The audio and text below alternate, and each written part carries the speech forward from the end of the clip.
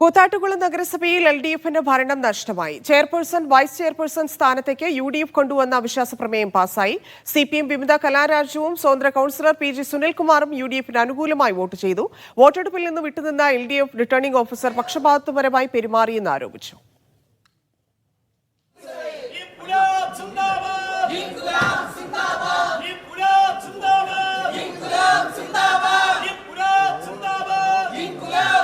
മുഹമ്മദ് ആഷിഖ് ചേരുന്നു. ആഷിഖ്, വിവരങ്ങൾ.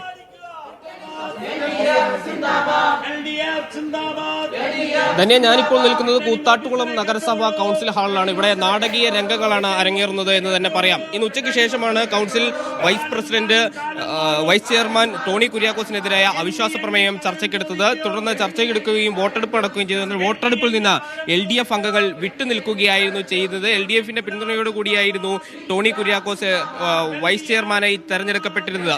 LDF അംഗങ്ങൾ വോട്ടെടുപ്പിൽ നിന്ന് വിട്ടെടുക്കുകയും UDF അംഗങ്ങളും CPM വിമതയായിട്ടുള്ള കലാരാജുവും കൂടാതെ ഒരു സ്വതന്ത്രനും ഈ പ്രമേയത്തിന് അനുകൂലമായി വോട്ട് ചെയ്തു. പിന്നീട് വരണാധികാരി ഈ അവിശ്വാസ പ്രമേയം പാസ്സായതായി പ്രഖ്യാപിക്കുകയും ചെയ്തു. പക്ഷേ ഒരു അവ്യക്തത ഈ വിഷയത്തിലുണ്ട്. വരണാധികാരിയായിട്ടുള്ള റിട്ടേണിംഗ് ഓഫീസർ ഈ UDFന് അനുകൂലമായി നിലപാടെടുത്തു. ഈ അവ്യക്തമായ ഒരു വോട്ട് സാധുവാക്കിക്കൊണ്ട് പ്രഖ്യാപിച്ചുകൊണ്ട് UDFന് അനുകൂലമായ നിലപാടെടുത്തു, കോൺഗ്രസിന് അനുകൂലമായ നിലപാടെടുത്തു എന്ന് ആരോപിച്ചുകൊണ്ടാണ് ഇപ്പോൾ LDF അംഗങ്ങൾ ഈ സംഭവത്തിൽ പ്രതിഷേധിക്കുന്നത്. നമുക്ക് അവരുടെ തന്നെ പ്രതികരണം തുടങ്ങാം. എന്താണ് ശരിക്കും സംഭവിച്ചത്? അവ്യക്തതയുണ്ട് ഒരു വോട്ടില്. അതായത് കലാരാജു എന്ന് പറയുന്ന ആ സ്ത്രീ വോട്ട് ചെയ്തിട്ടുള്ളത് റിട്ടേണിംഗ് ഓഫീസർ ഇവിടെ പറഞ്ഞിട്ടുള്ള ഈ റിട്ടേണിംഗ് ഓഫീസർ ഈ ഹാളിൽ പരസ്യമായി പറഞ്ഞിട്ടുള്ള നിയമം ലംഘിച്ചാണ് അദ്ദേഹം വോട്ട് ചെയ്തിട്ടുള്ളത്. റിട്ടേണിംഗ് ഓഫീസർ ഇവിടെ പരസ്യമായി അനൗൺസ് ചെയ്തിട്ടുള്ളത് അനുകൂലിക്കുന്നോ പ്രതികൂലിക്കുന്നോ എന്ന് എഴുതിയിട്ടുള്ളതിന് നേരെ ഓപ്പോസിറ്റുള്ള കോളത്തിൽ ഇൻഡു മാർക്ക് രേഖപ്പെടുത്തണം. അങ്ങനെ ഇൻഡു മാർക്ക് രേഖപ്പെടുത്താത്ത വോട്ട് അസാധുവാകും എന്ന് പറഞ്ഞ റിട്ടേണിംഗ് ഓഫീസർ ഇൻഡു മാർക്ക് രേഖപ്പെടുത്താത്ത വോട്ട്, അസാധുവായ വോട്ട് സാധുവാണെന്ന് റിട്ടേണിംഗ് ഓഫീസർ പ്രഖ്യാപിച്ചത് കോൺഗ്രസിന് ദാസ്യവേല ചെയ്യുന്നതാണ്. കോൺഗ്രസിൻ്റെ നേതാക്കന്മാർ ഫോണിലൂടെ കൊടുത്ത നിർദ്ദേശത്തിൻ്റെ അടിസ്ഥാനത്തിലാണ് അദ്ദേഹം അത് ചെയ്തിട്ടുള്ളത്. ജനാധിപത്യ വിരുദ്ധമാണ്. ഈ ജനാധിപത്യ വിരുദ്ധ നിലപാടിൽ പ്രതിഷേധിച്ചിട്ടാണ് അദ്ദേഹത്തെ ഞങ്ങളിവിടെ തടഞ്ഞിട്ടുള്ളത്. തീർച്ചയായും ഗുരുതരമായ ആരോപണങ്ങളാണ് വരണാധികാരിക്കെതിരെ LDF അംഗങ്ങൾ ഇപ്പോൾ ഉയർത്തിയിരിക്കുന്നത്. വരണാധികാരിയെ തടഞ്ഞു വെച്ചുകൊണ്ട് മുദ്രാവാക്യം വിളികളോടെ വലിയ പ്രതിഷേധമാണ് ഇവിടെ ഒരുക്കിയിരിക്കുന്നത്. മുൻപ് ഈ പ്രശ്നവുമായി കൂത്താട്ടുകുളം നഗരസഭയിലെ പ്രശ്നങ്ങളിൽ വിവാദ കഥാപാത്രമായി മാറിയ കലാരാജു എന്ന CPM വിമത അംഗത്തിന്റെ വോട്ടിൽ അവ്യക്തതയുണ്ട് എന്ന് കാട്ടിക്കൊണ്ടാണ് ഇപ്പോൾ LDF അംഗങ്ങൾ പ്രതിഷേധിക്കുന്നത്. വരണാധികാരിയുടെ പ്രതികരണം കൂടി തേടാം. സാർ, ഈ സംഭവത്തിൽ LDF അംഗങ്ങൾ പറയുന്നതിൽ ഏതെങ്കിലും കാര്യമുണ്ടോ?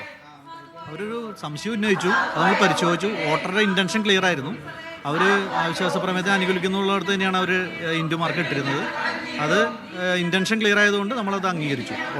ഇവരുന്നയിക്കുന്ന അവ്യക്തത കറക്റ്റായിട്ടല്ല മാർക്ക് ചെയ്തതെന്നാണ്.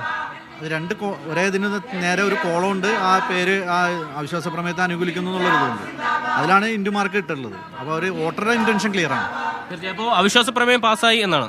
അത് അംഗീകരിച്ചു, അത് പ്രഖ്യാപിച്ചു.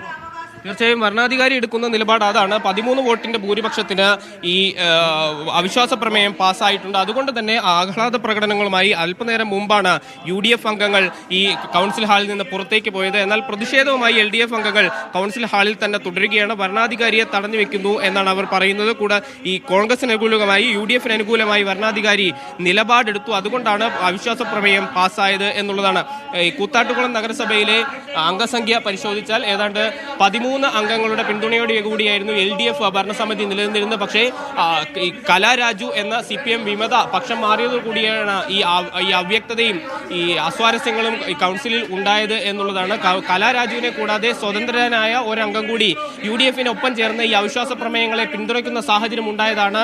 ഇപ്പോൾ രാവിലെ ചെയർമാൻ സ്ഥാനത്ത് അവിശ്വാസ പ്രമേയം പാസ്സാവുകയും ചെയർമാൻ മാറുകയും ചെയ്തിരുന്നു. പിന്നീട് ഇപ്പോൾ ഉച്ചയ്ക്ക് ശേഷമാണ് വൈസ് ചെയർമാനെതിരായ അവിശ്വാസ പ്രമേയം കൗൺസിൽ പരിഗണിക്കുന്നതും അതിലാണ് ഒരു അവ്യക്തത നിലനിൽക്കുന്നു എന്ന് ആരോപിച്ചുകൊണ്ട് ഇപ്പോൾ LDF അംഗങ്ങൾ കൗൺസിൽ ഹാളിനുള്ളിൽ പ്രതിഷേധമൊരുക്കുന്നത്.